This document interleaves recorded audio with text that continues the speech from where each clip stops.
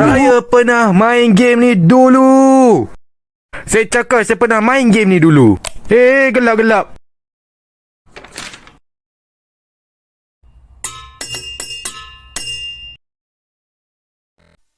Selamat datang ke permainan kelima.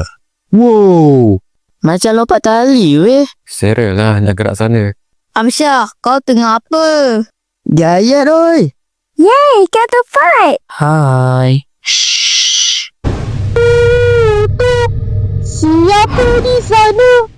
Kawan kecil. Mak ai, dah buat apa ni? Sangat menarik. Ni apa benda? Sorry guys, barang Shopee aku sampai. Sempat lagi. Baik, aku nak cosplay Ji-Hoon. Hiya. Wow, ada jambatan putus. Hiya. Guys, gerak cepat. Telah gula-gula Sedap kot gula-gula ni.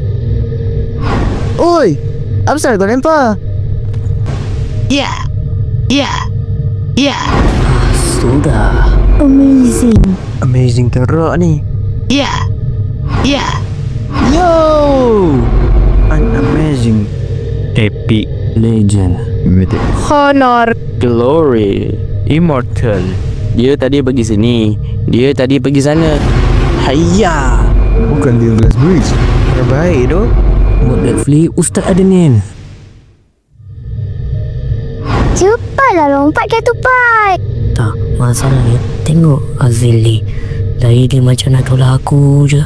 Azwil, tepi. Buat apa ni? Panjat tepi.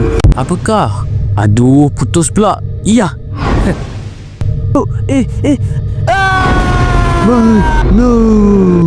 Lu tahu kot dia guru saya tak bayar lagi. Lah, apa ni? Tak sia-sia dulu join PLKN. Good game bro. 1, 2, 3, lompat. 1, 2, 3, lompat. Kau ingat suka neka ke? Geraklah weh.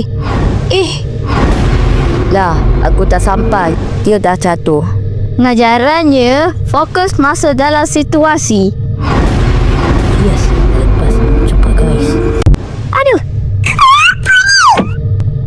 Alamak. Memang saya itu sama mati. Yes, lepas. Kas aku tertinggal sana. Cepat Farish. Budak suka lompat tinggi nak lalu. Wish, jambatan putus. Lah, lompat tinggi je, bukan lompat jauh. Ashif, cepatlah. Nice. Komen. Amanai.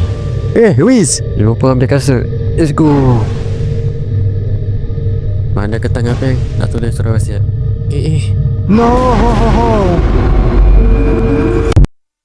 Adik.